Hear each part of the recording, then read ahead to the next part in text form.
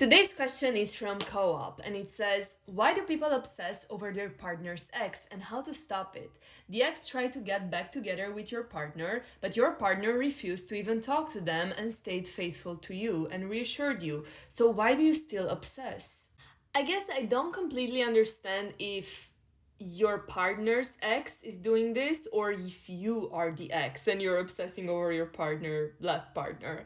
But if the first situation is true and your partner's ex is obsessing over them, it sounds like you have nothing to worry about. Because the truth is, you can't control what happens outside of you and your partner. So, even if you have a handsome boyfriend or a beautiful girlfriend, people will hit them up. People might come and try to hit on them or do certain things, but it's up to your partner to set boundaries, and that's what matters. So, it sounds like your partner is faithful for you, he reassured you, so that's amazing.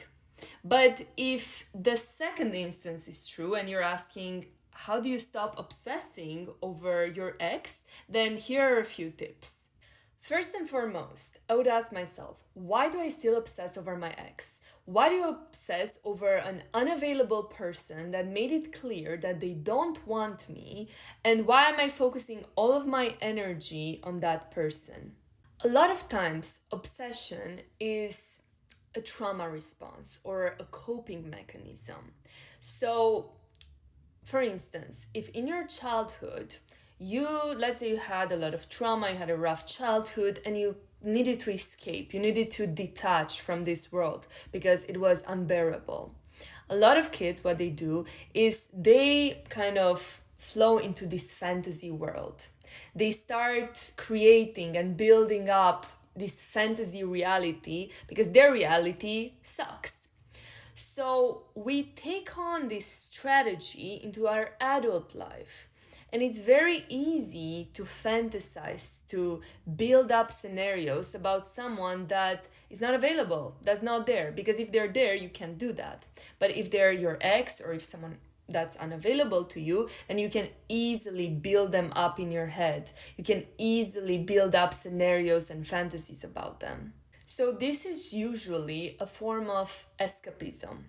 Obsession is a way to cope with your own life, which might not be the best. So, let's say this happens a lot, for instance, when you don't have a social group, when you don't have, meaning and purpose in your life. A lot of people that develop obsessions have a lot of free time. They either have a job that gives them a lot of free time or they are studying.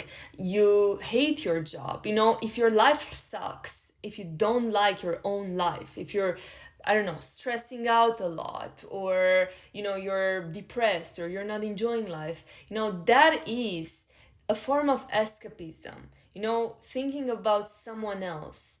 Because even with Hollywood and movies that have been fed into us since we were children, we learn that at some point, even if you have a shitty life and you're Cinderella and you're like working for your horrible, evil sisters and stepmom, there will be a Prince Charming to come save you and will take you out, pick you up, swing you around, put you in a castle and give you the life that you have always dreamed of. And unfortunately, that doesn't happen in real life. And your partners, men and women that you're going to have, are going to be flawed. They're not going to be princes and princesses that are perfect. They're going to be people with both qualities, but also drawbacks, insecurities, negative things about them. Because there's no person in this world that is perfect. So it's really important that you start developing a life of meaning, that you start focusing on goals you want to achieve, start building a social network, a group of close people. You start doing things that bring you fulfillment. So you start building up your life in a way that makes it easy not for you not to want to run away from it.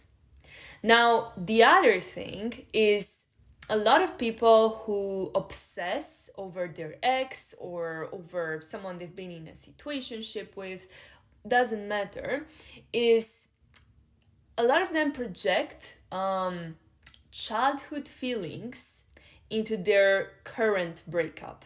So a lot of people that are going through a breakup, for instance, might project their parents' divorce.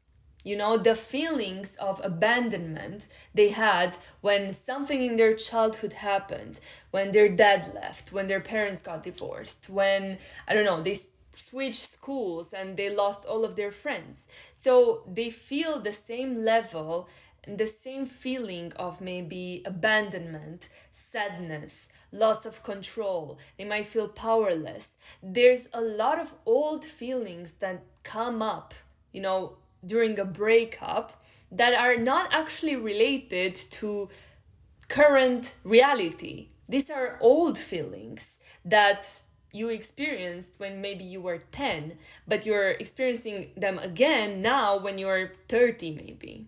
Maybe you learn that you deserve someone that's unavailable to you because maybe your mom or your dad was emotionally unavailable. So you learn that's what love is supposed to look like. That's what I deserve because that's what I got as a kid. So you go after emotionally unavailable people. So it's really important that you learn to separate what is childhood feelings, what is childhood trauma or emotions coming back up, and what is reality. So you learn to kind of ground yourself more into your adult self, into your present self. Look around you and realize I'm safe. I am still in control of myself, of my life. I'm not in control of someone else, but I'm in control of my life. When I was a child, I was actually powerless and I actually depended on someone else. Now I don't depend on this person. Even if they leave, I do not depend on them to feed me or to support me emotionally, or I'm not going to fall apart as I would have if when I was a kid. I'm not going to fall apart because I'm an adult. I have resources. You know, so kind of grounding yourself back into reality.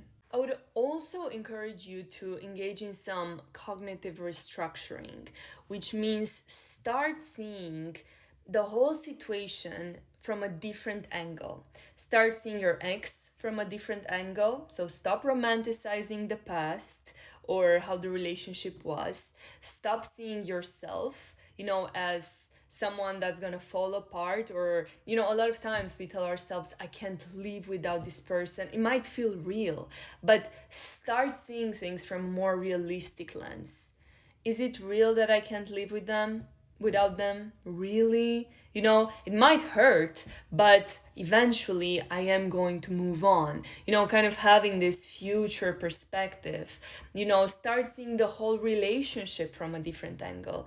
Yes, it had good things about it, but there's also a reason we broke up, you know? And kind of maybe even make a list of all the good things that your ex had or the relationship had, and then make a list of all the bad things that your ex or the relationship had, and start looking at things in a bit more realistic way. Also, it's important that in this period you focus on your own wellness, your well being, your self growth. You engage in activities that are pleasurable, meaningful. You know, maybe you are setting a goal or learning a new skill. Exercise is amazing. I know you hear this advice all the time about exercise, but it truly is amazing, and it truly, you know, impacts not only our body but our emotions and our hormones and our brain. So exercising, seek social support, you know, from friends, from family. If you don't have friends, that's okay. You can start going to meetups, meeting new people. I would encourage you to get out of the house and focus on your own self-development more. If you have more questions, you can ask them on my Patreon account and you'll get a video personalized response.